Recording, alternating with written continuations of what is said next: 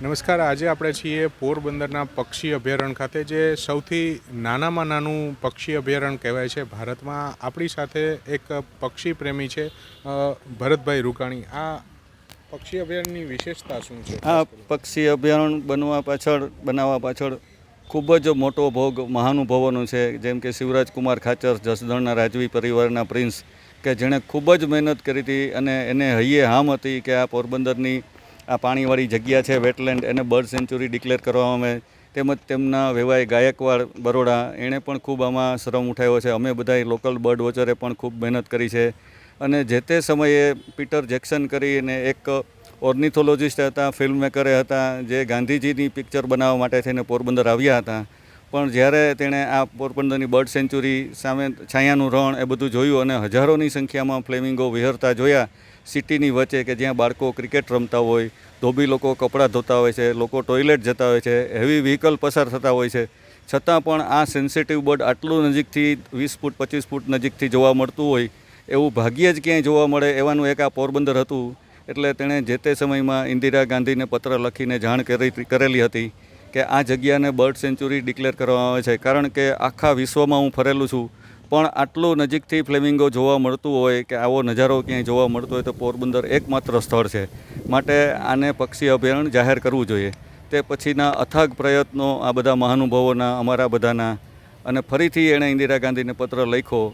ત્યારબાદ આ bird sanctuary declare કરવામાં આવી, જ્યાં આપણે અત્યારે બીજા પક્ષીઓને વિહરતા જોઈ શકીએ છીએ.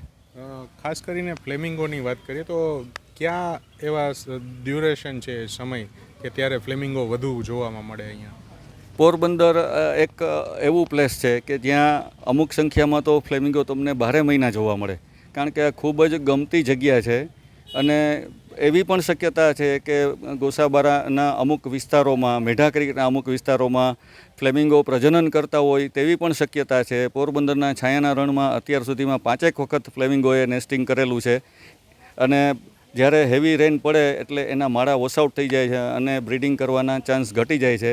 માટે જો જ્યારે આના નેસ્ટ બને ત્યારે એને પ્રોટેક્શન આપવામાં આવે તો કચ્છનું જે નાનું મોટું રણમાં જે ફ્લેમિંગો બ્રીડિંગ કરે છે, બીજા અમુક વિસ્તારમાં, ફોરેનના અમુક વિસ્તારોમાં બ્રીડિંગ કરે છે, તેવું બ્રીડિંગ કરવાના ચાન્સીસ આપણે ત્યાં પણ ખૂબ જ મોટી પ્રમાણમાં છે.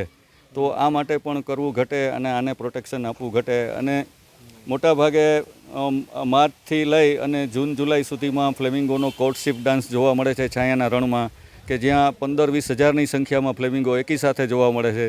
ત્યારે પક્ષી પ્રેમી મિત્રો બહારથી ખૂબ જ મોટી સંખ્યામાં અહીં આવતા હોય છે, એના પિક્ચર લેતા હોય છે, ડોક્યુમેન્ટરી ઉતારતા હોય છે, અને સાયન્ટિસ્ટો અભ્યાસ કરવા માટે પણ આવતા હોય છે.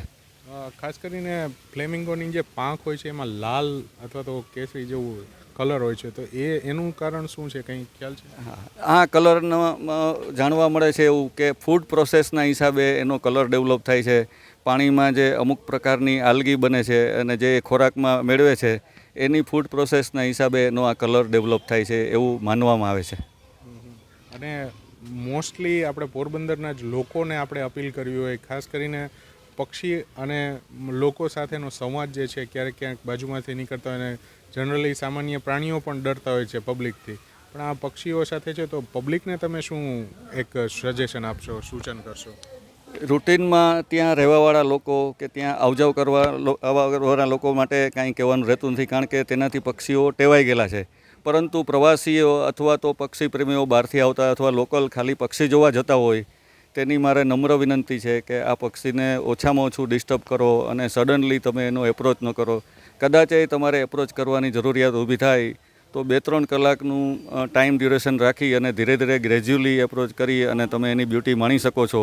અને તમે આત્મીયતા કેળવી લ્યો તો તમે ઘણો નજીક જઈને પણ એને માણી શકો છો. પરંતુ જરૂરિયાત હોય તો જ આવું કરવું, કે અભ્યાસ માટે જોઈએ, સાયન્ટિફિક સ્ટડી માટે કંઈ એવી જરૂરિયાત ઊભી થાય તો જ આ કરવાની જરૂર છે. બાકી દૂરથી બાયનોક્યુલરથી તમે આરામથી જોઈ શકો છો અને પક્ષી ડિસ્ટર્બ પણ નથી થતા. તો આ નયનરમ્ય દ્રશ્યો જે ફ્લેમિંગો જોવા અનેક લોકો આવે છે અને વિદેશથી પણ અહીં અભ્યાસ કરવા આવે છે. મને અત્યારે હાલ એક લાઈન યાદ આવી છે, પંછી નદિયા પવન કે જોકે કોઈ સરહદ ના ઇન્હે રોકે. તો સરહદો પાર કરીને પક્ષીઓ જો અહીંયા આવતા હોય તો એ આપણા મહેમાન છે, ગેસ્ટ છે. આપણા ઘરમાં પણ જો મહેમાન આવતા હોય તો એને આપણે માનથી આપણે એને સ્વાગત કરતા હોય છે અને સારી એવી ફેસિલિટી આપતા હોય છે. તો આ ફ્લેમિંગો આપણા મહેમાન છે, ગેસ્ટ છે, એમને પણ આપણે સારી રીતે રાખવા જોઈએ અને સારી રીતે એમને માણવા જોઈએ અને દ્રશ્યમાં જોવા જોઈએ. નિમેશ ગોંડલિયા, પોરબંદરથી.